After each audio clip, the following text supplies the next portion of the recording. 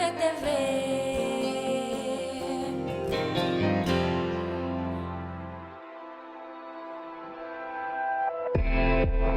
Hablemos. Voces especializadas en ciencias sociales y humanidades.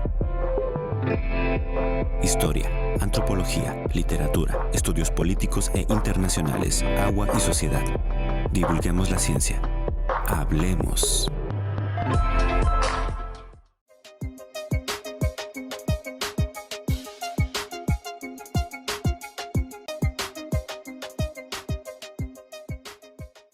Hoy los invitamos para hacer un recorrido por la Alameda de San Luis Potosí. Este espacio, este jardín que hemos conocido de algún modo y que hoy lo vemos como algo muy cotidiano. Todos tomamos el camión, todos conocemos el cine Alameda, pero desde su origen fue una huerta. ¿Se la imagina como huerta? Bueno, pues vamos a platicar con un experto. Nos acompaña el doctor Luis Coronado Guel, orgullosamente egresado Colsan, y sobre esto dedicaremos el programa de hoy. Bienvenidos, comenzamos.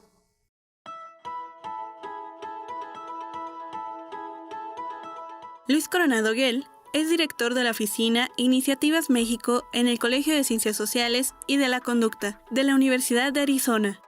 Es abogado por la Universidad Autónoma de San Luis Potosí, maestro en Historia por el Colegio de San Luis y doctor en Historia de Latinoamérica por la Universidad de Arizona en Estados Unidos.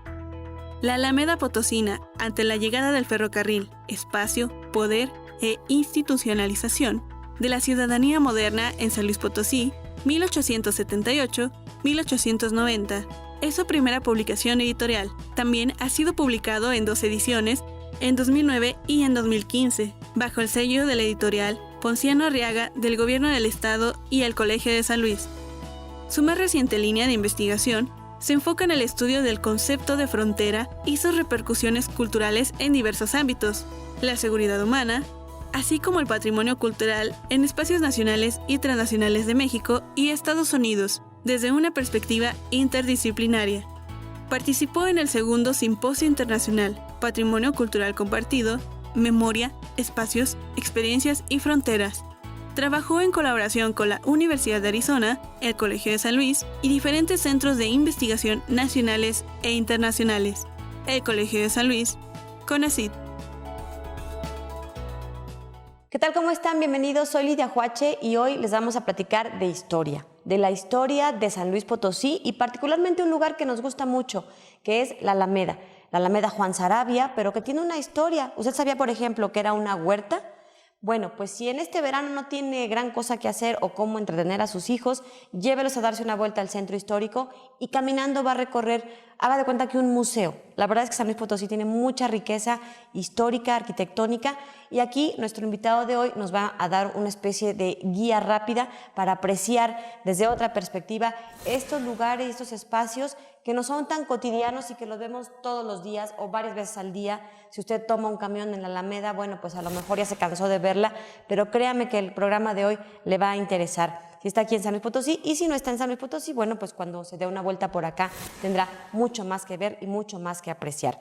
Desde el Colegio de San Luis les saludamos y vamos a comenzar con esta charla con nuestro invitado, a quien por supuesto vamos a agradecer antes que nada que nos acompañe porque, bueno, pues ya tiene una vida muy ajetreada, aunque aquí hizo la maestría y es orgullosamente egresado Colsan. Hoy es director de Iniciativas México en las Ciencias Sociales en la Universidad de Arizona. Él es el doctor Luis Coronado Guel. Luis, gracias por acompañarnos. Muchas gracias, Lidia. Te agradezco mucho la invitación y pues muy contento de estar aquí para platicar sobre historia y sobre los temas que espero que a la audiencia le sean agradables. Perdón por la confianza, pero pues Luis es muy joven y entonces en vez de decirle así todo, doctor Luis Coronado Guel, le voy a decir Luis de vez en cuando, así que anticipadas disculpas por si se me sale.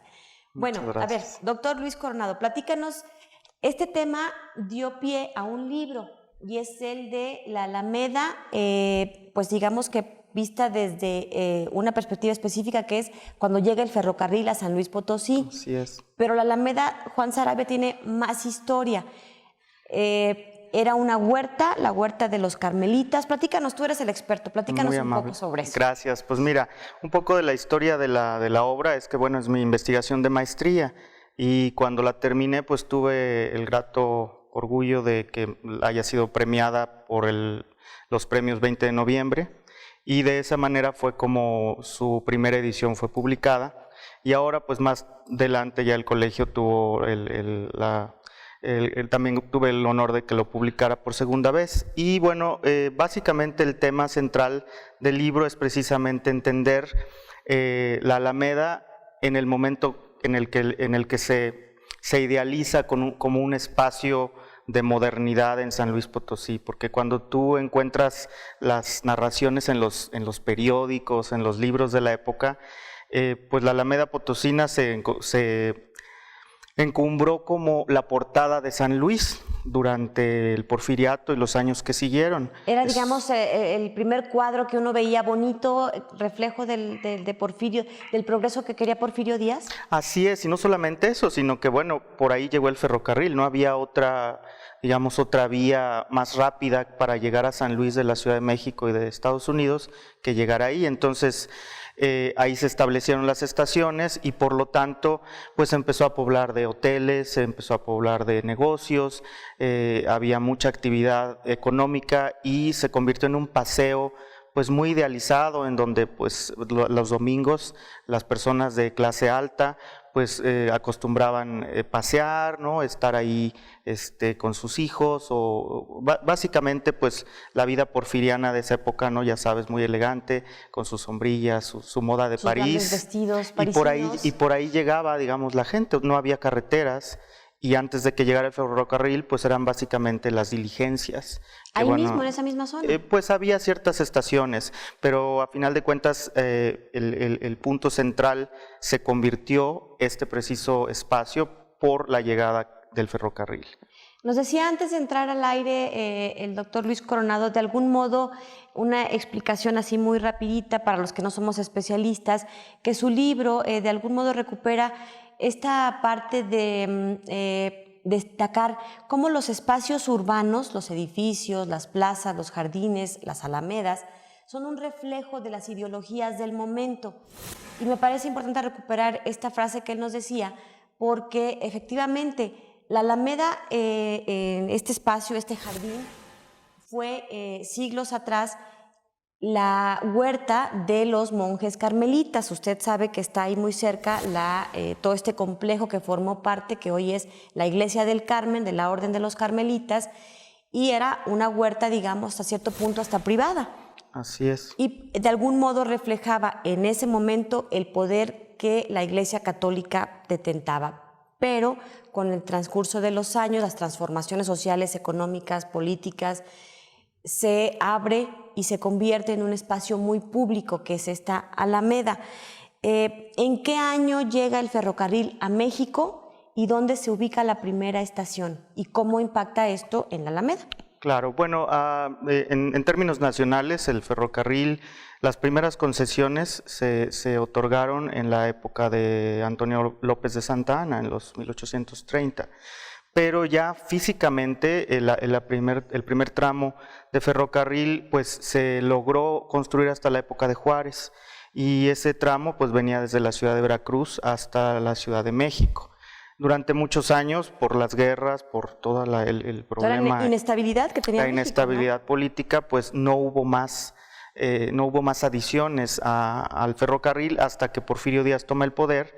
Y él, bueno, en un intento por rescatar el comercio interno, otorga una serie de concesiones, primero, habrá que decirlo, a empresarios mexicanos, ¿no? Y es el caso del ferrocarril mexicano en San Luis, en donde las primeras concesiones fueron dadas a industriales potosinos. Sin embargo, con el pasar de los años, estos actores políticos locales empezaron a vender a su vez las concesiones a compañías extranjeras, porque pues precisamente por el grado de inversión pues era muy difícil que ellos por sí solos lo construyeran.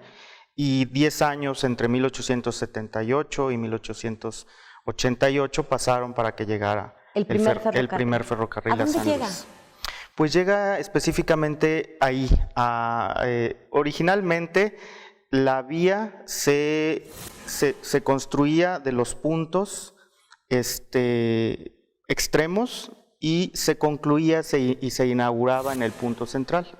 Así es como se construían los grandes ferrocarriles en Estados Unidos y en Inglaterra. Y digamos que se encontraba, ¿no?, las dos vías, y era el momento de la celebración.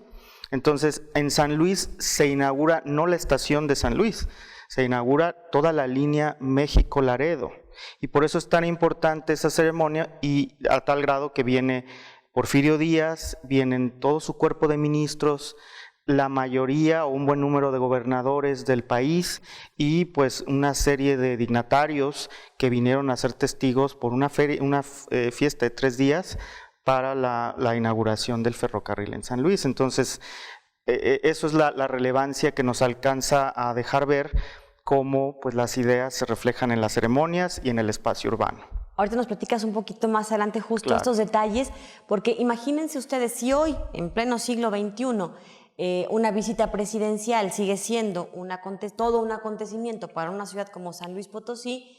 Imaginemos este San Luis de 1888, en donde esta ciudad está dando pasos importantes hacia una modernidad, hacia un progreso.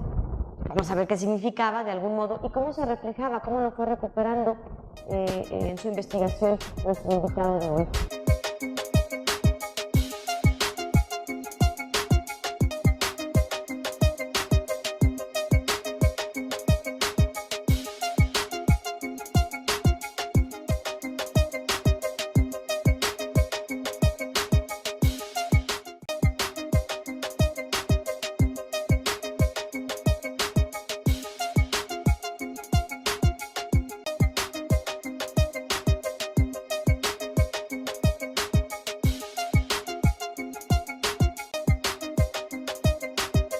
Estamos de regreso y estamos platicando con un egresado del Colegio de San Luis, orgullosamente egresado Colsan, hizo acá con nosotros la maestría y bueno, pues hoy ya tiene una importante trayectoria que le hemos platicado en la cápsula inicial de este programa. Y estamos platicando de uno de sus primeros trabajos de investigación que fue la Alameda Juan Sarabia, la Alameda de San Luis Potosí. Nos quedamos en que en 1888 llega el ferrocarril a San Luis Potosí. ¿Qué fue primero, la Alameda o la estación del ferrocarril? La Alameda, sí, bueno, como tú lo mencionabas, la Alameda originalmente era la huerta del convento carmelita, que precisamente por esta cuestión ideológica de la que hablabas, a finales de la década de 1850, bueno, es expropiada por el gobierno federal a la iglesia, ¿no?, en este proceso de desamortización de los bienes eclesiásticos, y es entregada al gobierno del estado.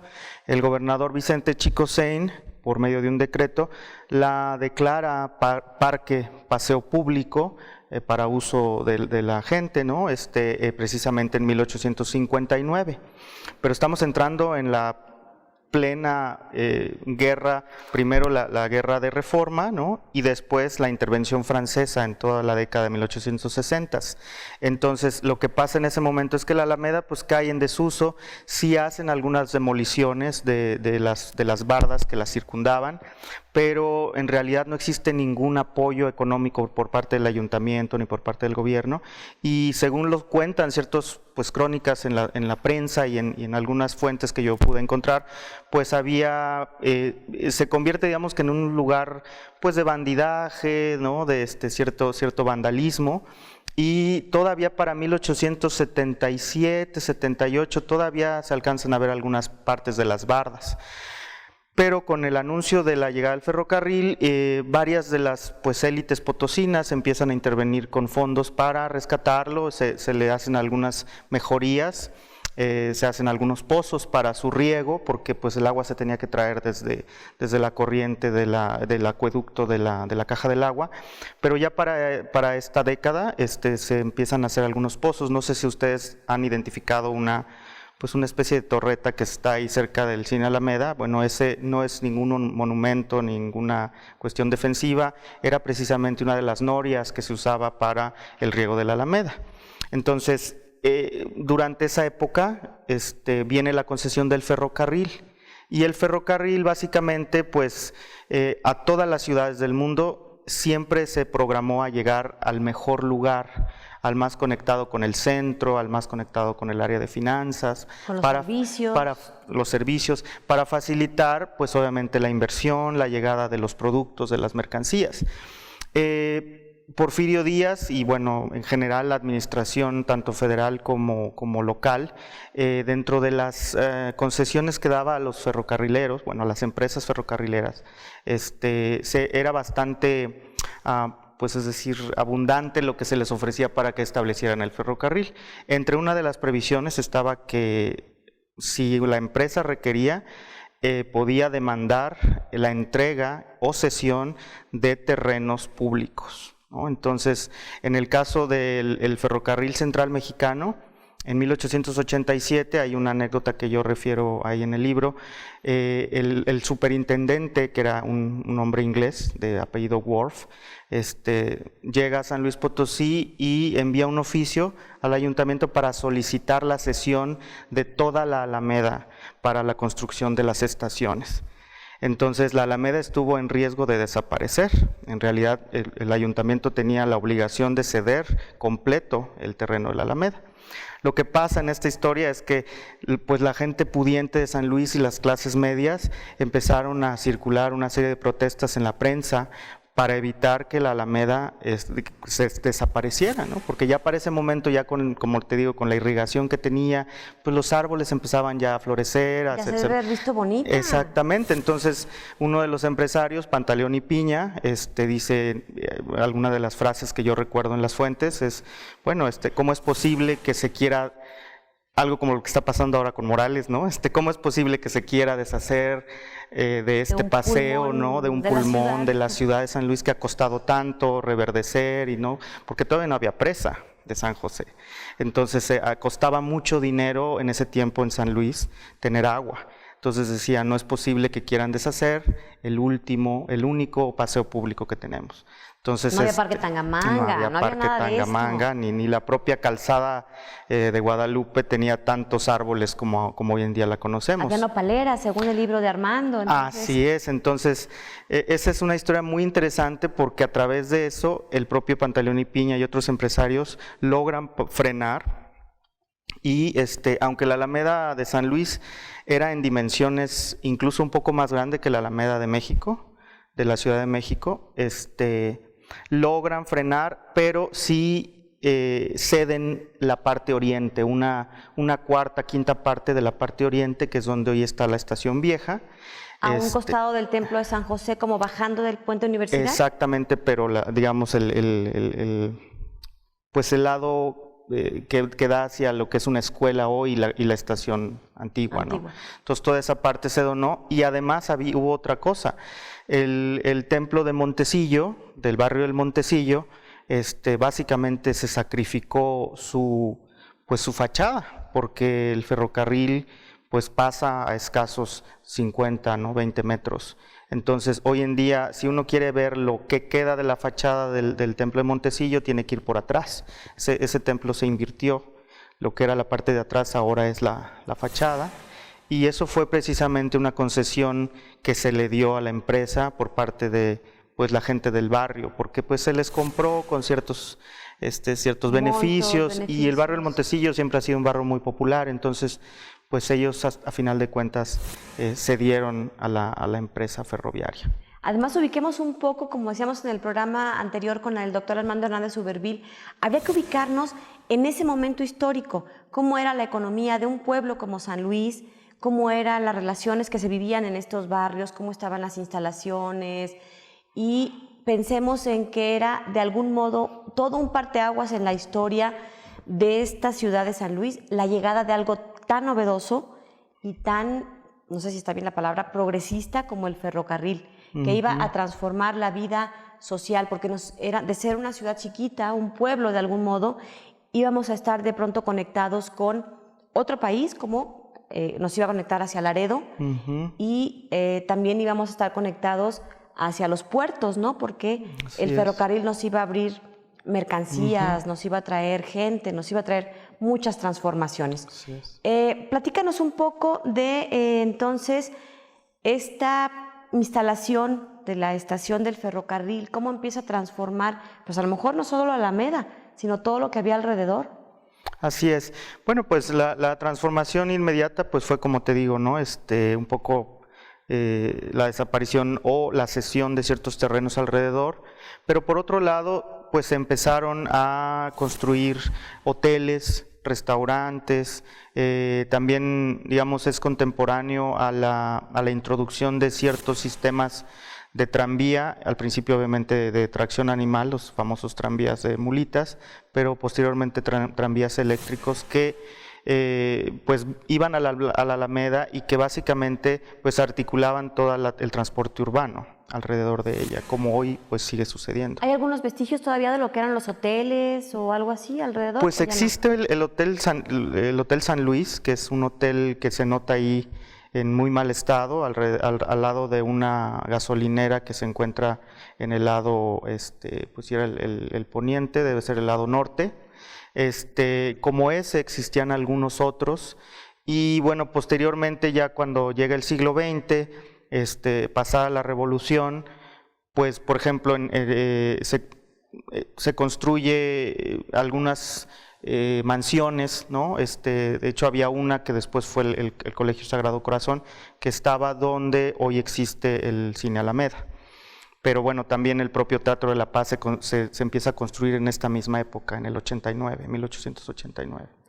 Vamos a regresar para seguir platicando sobre este tema de la Alameda, la historia, cómo se fue transformando con la llegada del ferrocarril y cómo se convirtió, pues, de algún modo en un referente de la ciudad, porque a partir de ahí se tomaron algunas otras decisiones. Regresamos para platicar de este tema. Les recuerdo que nuestra vía de comunicación es a través de Facebook, y a las primeras 2 personas que se comuniquen por esta vía les regalaremos un libro. Los dejo antes con nuestro evento de la semana aquí desde el Colegio de San Luis.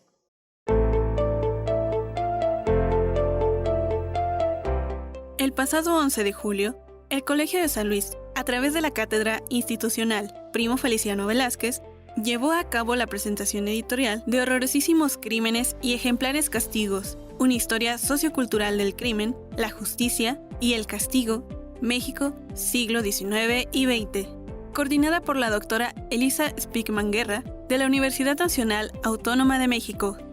En la presentación, la doctora Elisa Speckman comentó que dicho libro es resultado del trabajo en conjunto de 13 investigadores, quienes ubican sus estudios en diversas épocas y ciudades del país. Parten de distintas perspectivas sobre el concepto de criminalidad, el vicio, la justicia y el derecho.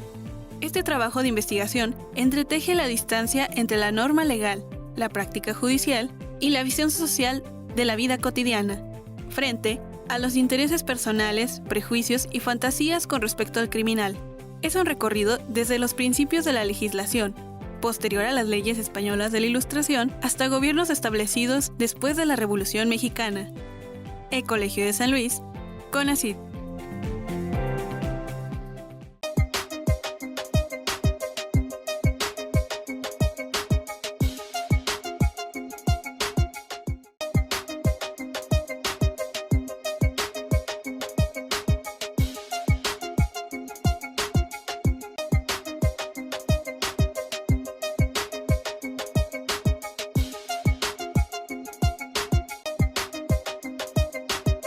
Estamos de regreso y ahora vamos a remontarnos a ese 1888, en donde hubo 3 días de fiesta con motivo de la inauguración del ferrocarril en San Luis Potosí. Decías que hay crónicas en la prensa de esa época en donde se refleja que fue pues todo un acontecimiento, ¿no? Porque, bueno, tuvimos entonces la visita presidencial, claro, de nada más y nada menos que don Porfirio Díaz. Así es. Fíjate que es muy importante esto que remarcas, en el sentido de que hoy en día estamos muy habituados a la visita de mandatarios, de dignatarios, pero en esa época, si tú entiendes que realmente no existen aviones, no existe forma de comunicación, Porfirio Díaz realmente vino a San Luis Potosí únicamente en 2 ocasiones. Entonces, en 34 años de estar siendo presidente de la República. Una fue a la mina de 14 y la otra la que vino a inaugurar el ferrocarril. La primera vez que se encuentran dos presidentes de Estados Unidos y México es precisamente con Porfirio Díaz. ¿Aquí en San Luis? No, Ah. en la frontera con Ciudad Juárez y El Paso, en donde el presidente William Taft de Estados Unidos precisamente llegan en ferrocarril los dos y se encuentran en el puente fronterizo. Entonces no es algo como lo de hoy que vas a Washington o a la Ciudad de México, llegas directo a la ciudad. Algunas horas, ¿no? Exactamente, no pasa eso. Ningún rey, por ejemplo, de España vino a sus territorios, a sus posesiones durante la época colonial, ninguno. Entonces, si tú haces ese ejercicio mental, te darás cuenta de la trascendencia que tiene, como dices, que llegue un mandatario a una tierra como San Luis Potosí. Ahora, fue precisamente tan importante que el gobernador Díaz Gutiérrez lo hizo también coincidir con su propio cumpleaños, sí, con su cumpleaños y con con este momento en el que él estaba lanzando ciertos proyectos de gobierno. Entonces, se organizan grandes fiestas, se organizan desfiles de todas las cámaras de comercio, de industriales, y también grandes procesiones que reflejan la ideología positivista precisamente en cómo se agremiaron y se acomodaron los gremios que existían en la sociedad potosina. Danos un ejemplo. Es decir, pues mira, hay una procesión que dio vuelta a la Alameda y que siguió un trazado en la ciudad, que estaba conformada por, bueno, pues gente que trabajaba, los obreros, la gente que trabajaba en la industria textil, los mineros, y se acomodó de tal modo que cada sección de la procesión estaba presidida por una de las colonias extranjeras. Entonces, de cuenta que la colonia americana presidía a los obreros y luego la colonia alemana presidía. Entonces, eso refleja, y no es coincidencia, que los países más avanzados en ese progreso positivista, ¿no?, de la época fueron colocados en un lugar prominente. Es decir, no estamos hablando de estas procesiones o marchas, ¿no?, ya obrero-patronales que existieron en la época revolucionaria, en donde digamos, el personaje principal es el obrero. No, acá el personaje principal es el empresario, es el dueño de la fábrica, inversionista, el inversionista, exactamente, que viene aparte a colonizar, o sea, el porfiriato. Dueño del capital. El dueño del capital, que aparte pues viene de una jerarquía intelectual y cultural superior, o sea, es decir, viene de Alemania, viene de Estados Unidos, de Inglaterra, ¿no?, porque existían estas colonias. Y de hecho las colonias son las que donan a veces pues alguna placa, algunas cosas conmemorativas, todavía existen en la ciudad. Por ejemplo, para las fiestas del centenario, pues la colonia, me parece que fue la colonia española, es la que dona, por ejemplo, reloj que tenemos en el Jardín Colón, ¿no? Entonces, 1910. Exactamente, y en la propia Alameda, pues donan este faro que está en medio de un lago, también lo dona la colonia española y la colonia italiana, otras cosas. Entonces, es esta jerarquía, digamos, cultural, la que se refleja en el ceremonial de la llegada del ferrocarril. ¿Qué otras cosas refleja la prensa en esos días? ¿Qué otra cosa nos cuentan estas crónicas? Mucha efusividad, hay muchas alegorías, muchos poemas, ¿no? El propio Manuel José Otón y otros poetas nacionales como Juan de Dios Peza le están escribiendo al ferrocarril. Eso es una alegoría. ¿Le hacían poemas al ferrocarril? Claro, ¿Lo publicaban en la prensa? Claro que sí, porque era no sé, uno de los motes que le ponían era el monstruo que devora distancias y arroja vapor, ¿no?, y chispas, ¿no? O sea, era muy impactante ver al ferrocarril. Hemos perdido la capacidad de asombro. Claro. Entonces, hoy en día nuestros hijos probablemente ven un celular y no entienden la magnitud que es, bueno, que una imagen se esté recibiendo en tiempo real desde China o, ¿no?, al otro lado del mundo. En ese tiempo la gente ni siquiera entendía eso. Entonces hay crónicas también muy impactantes de cómo la gente que no sabía ni qué era el ferrocarril, pues le denominaba de ciertas cosas. Hay unas memorias muy famosas de María Asunción, una muchacha que escribió su diario, que pertenecía a la lonja, y ella pues da cuenta de la llegada del ferrocarril y dice que en la hacienda de su padre pues hubo un momento en que les dieron el aviso de que iba a pasar, bueno, se construyó la vía, ¿no? Y a la gente que eran los pastores, los campesinos, les dijeron, tengan mucho cuidado, cuando escuchen el ruido del ferrocarril no se acerquen ni acerquen al ganado. Y uno de ellos, pues viene el ferrocarril, y en ese momento él va con su rebaño y pues hace un despedazadero de animales, y él pues se alcanza ahí a esconder y a tirar, ¿no? Y después obviamente él en su lenguaje muy simple le dice es que tuve mucha suerte porque el hierro ese, el fierro, ¿no? Venía de punta, porque si viene de lado, pues a todos nos hubiera muerto, ¿no? En ese momento. Entonces, ese es algo de lo impactante que es la historia cultural, que te muestra cómo el cambio tecnológico se recibe de diferentes modos por las capas sociales. Y es que habría que ubicar, insisto, en esta parte de regresarnos a esa época. Eran los años finales de 1800, en donde cerca del 90% de la población era analfabeta. Entonces, la forma de ver el mundo era muy distinta. Y el desarrollo de todas estas tecnologías, bueno, pues estaba quizá en Europa y más cotidianamente para ellos. Pero acá, en una ciudad como San Luis Potosí, pues nada de esto era común. Así es. De algún modo. Los periódicos de la época, decías que habían consignado que duró 3 días. Así es. ¿Qué más hicieron? Mira, tuvieron un programa muy complejo, o sea, como te digo, varios desfiles. También la Sociedad Potosina La Lonja organizó un baile especial dedicado al ferrocarril, no al presidente Díaz. Ellos eran y son muy, respetan mucho los protocolos, no son muy formales, y entonces en ese sentido me parece que Porfirio Díaz se retrasó unos minutos y ni así ellos cambiaron el protocolo. O sea, ellos abrieron el baile, abrieron la pista como estaba previsto, y al momento que llega el señor presidente, pues se hace un anuncio de que ha llegado, se para el baile, pero después de que se saluda se continúa. Entonces ¿A quiénes traían o quiénes venían en ese primer ferrocarril?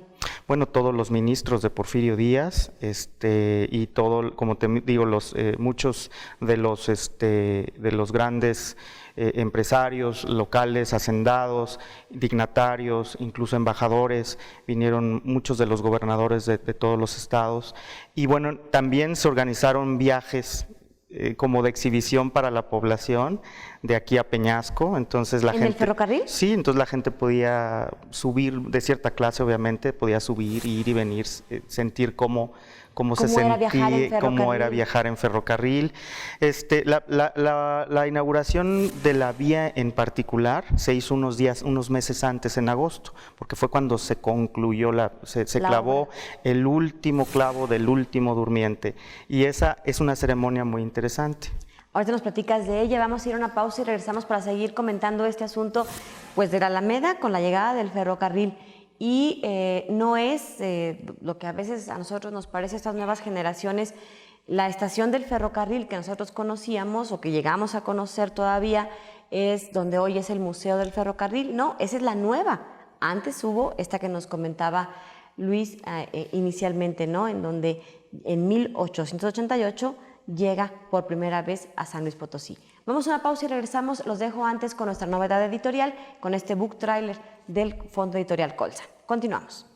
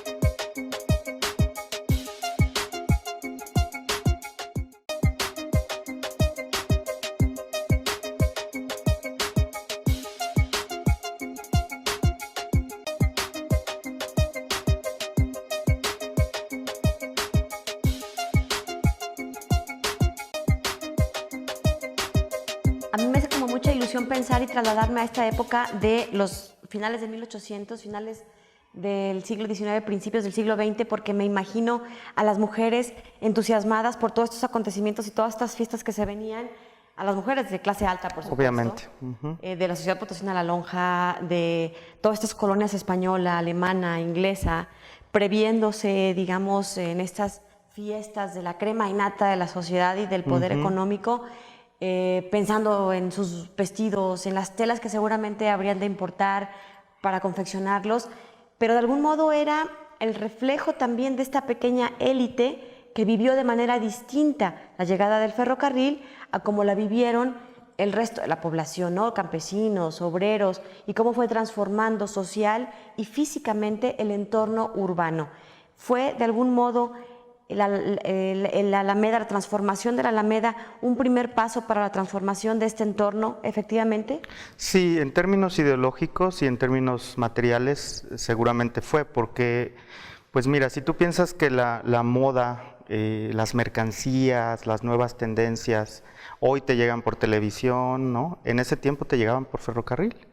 Sí, y antes por barco, y esperabas meses. Exactamente. Y el ferrocarril acortaba los tiempos y las distancias. Así es, sí. Por ejemplo, y las crónicas te lo dicen, o sea, es decir, tú tomabas un ferrocarril en la noche y pues lo tomabas a la medianoche en Buenavista y en la mañana siguiente ya estabas en San Luis. Entonces eso, comparado con alrededor de 7, 8 días que duraba la jornada en diligencia y que aparte era con mucho riesgo. Las diligencias eran estos carruajes jalados por caballos. Claro, eran el antecesor de los camiones foráneos, ¿no? Porque pues ahí llevabas tus valijas y tu equipaje, entonces, pero era muy riesgoso. Si hoy asaltan camiones, en ese tiempo ya te imaginarás lo que le podía pasar a la gente que decidía irse en diligencia. Y trasladarte a la Ciudad de México te llevaba fácil una semana. Sí, y entonces cuando llega el ferrocarril, pues imagínate, tú podrías incluso mudar de residencia, a lo mejor rentar un espacio en un vagón y llevarte completamente tu mudanza en horas. Entonces es un gran avance lo que está pasando y la gente está consciente de eso. Entonces esta alegoría del ferrocarril con la modernidad, o sea, básicamente se encarna, ¿no? la modernidad en ese fetiche que fue el ferrocarril. Nos decías que fue todo un acontecimiento también la ceremonia de la inauguración de la vía, porque meses antes se había terminado de poner el último clavo del último durmiente. Así es, pues como te digo, era un clavo que normalmente se fundía, ya sea dependiendo de las posibilidades, ¿no? Pero en oro o en plata o en bronce. Era un clavo grabado con la fecha exacta cuando se clavó el último clavo, y normalmente la clavaban pues algunas, no sé, la esposa del dignatario más alto o las representantes en este caso fueron las representantes femeninas de la colonia, me parece que la colonia americana, la que les dio el último martillazo al último clavo. ¿Era, digamos, una distinción que le cedieran este privilegio a las mujeres, a las esposas? Pues mira, era más, pues sí, yo creo que era como su forma de hacer una alegoría al hecho de que el rol pues de la mujer pues es básicamente pues culminar, ¿no? También con su trabajo, con su esfuerzo y con su representación simbólica como la madre y la esposa, ¿no?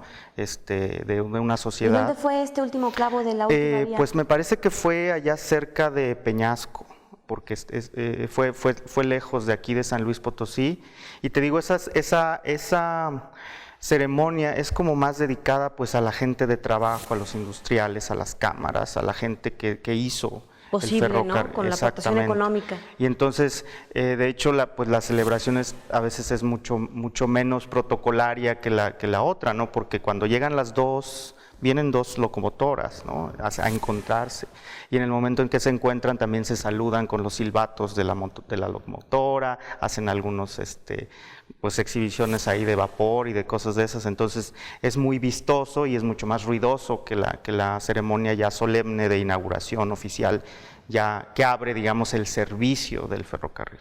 ¿no? Que es la que pasa en noviembre del 88, del 888. Esto es lo que dices, ocurrió por ahí de agosto. De agosto de 1888. Peñasco ¿no? es una localidad que está dentro de San Luis Potosí, pertenece al ayuntamiento, al municipio de San Luis Potosí, está localizado alrededor de 25 kilómetros de la cabecera municipal y bueno, pues todavía hoy podemos ver vestigios de lo que ahí se encuentra como la hacienda de Peñasco. Es, digamos, la mitad del camino hacia otro punto importante en esto del ferrocarril, que fue la delegación de Bocas, porque también dentro de toda esta historia, Bocas está alrededor de 50 kilómetros de San Luis Potosí y también formaba parte, ¿no?, de estos trayectos que nos comunicaban con otras vías. Había 2 empresas de ferrocarril. ¿Nos puedes platicar un poquito a dónde iba cada una y por dónde pasaban? Sí, bueno, la empresa del Ferrocarril Central Mexicano venía de la Ciudad de México y iba hacia Laredo.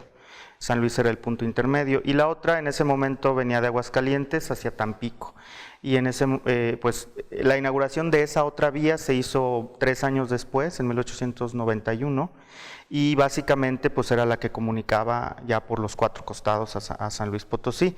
La otra estación se estableció en lo que hoy está, pues lo que dices, el Museo del Ferrocarril, pero esa estación, digamos, primitiva, se fue creciendo, se fue modificando. Ya para principios del siglo XX existía ya una estación más grande, más formada, pero hubo un incendio y ese incendio acabó con esa estación. Para esas fechas ya las 2 empresas, ya para finales del Porfiriato, las 2 empresas se habían unificado. Entonces precisamente esa estación se llamaba la Estación Unificada del Ferrocarril y cayó en desuso la otra, la vieja. Pero te digo, con este incendio todo duró algunos años sin hacerse nada, y pues ya para la década de los 40 es cuando este edificio funcionalista que nosotros pues conocemos como el Museo del Ferrocarril se construyó para ya pues darle más pues presencia, ¿no?, al ferrocarril en San Luis Potosí. ¿Y qué pasó entonces con la Alameda? ¿Cómo se fue transformando y en qué quedó? ¿Quiénes la invirtieron? ¿Quiénes la olvidaron? Pues mira, la Alameda pues siguió siendo un espacio como de recreación, las familias seguían yendo ahí a pasear, ¿no? Y ya pues entrado el siglo XX, la década de los 20, 30, empezamos ya a ver que se empieza a hacer un espacio muy comercial, muy transitado, en donde también la gente que va ahí de paseo ya tiene otras opciones, bueno, la calzada, otras áreas. Pero lo que sí vemos es que pues se convierte en el lugar para la memoria, o sea, empiezas a ver los fotógrafos de la Alameda, ¿no?, aquellos de los caballitos, y empiezas a ver cómo la misma Alameda pues empieza a convertir en un espacio urbano de importancia.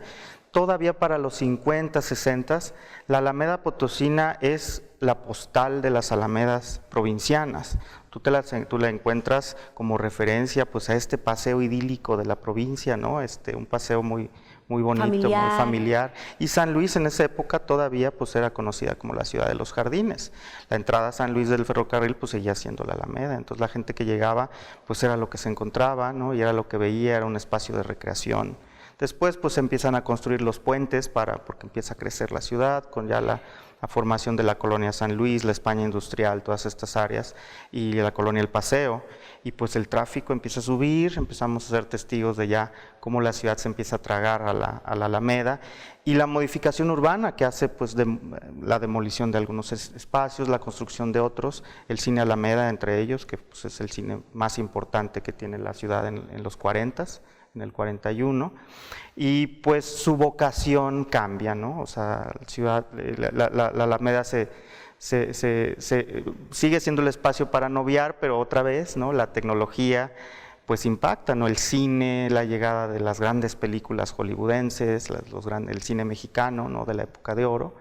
Y pues ya para los 70s, 80s ves ya un declive, ¿no?, precisamente tanto por las crisis económicas globales y nacionales, en donde los cines también caen en desuso, estos grandes espacios.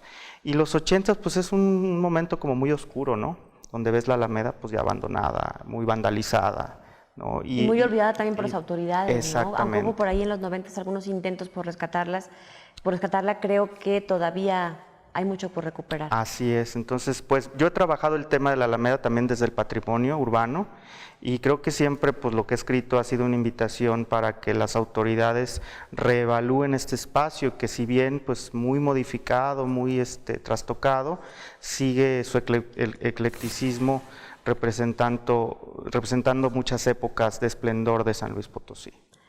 Bueno, pues se nos terminó el tiempo. Esta charla no quisiera yo que hubiera concluido, pero tenemos que ponerle punto final.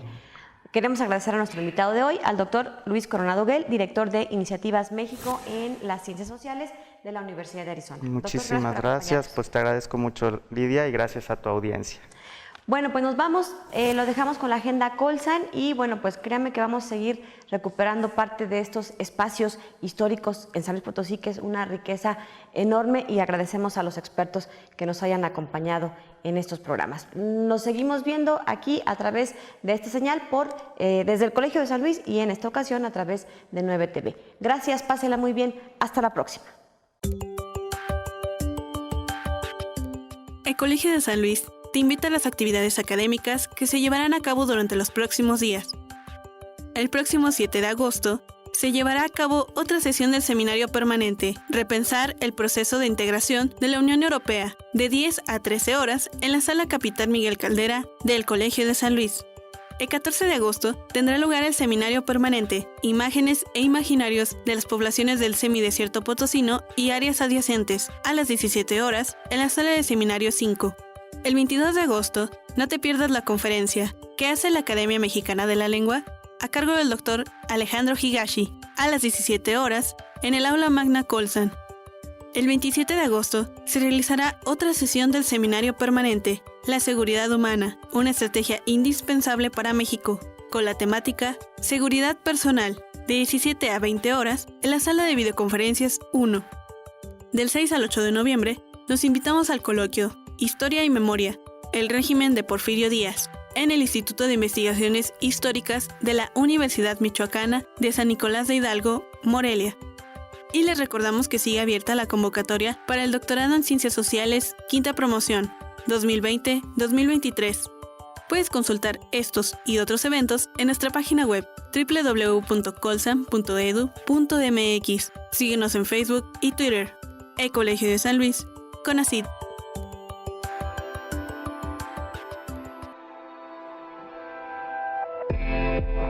Hablemos. Voces especializadas en ciencias sociales y humanidades. Historia, antropología, literatura, estudios políticos e internacionales, agua y sociedad. Divulguemos la ciencia. Hablemos. 9TV.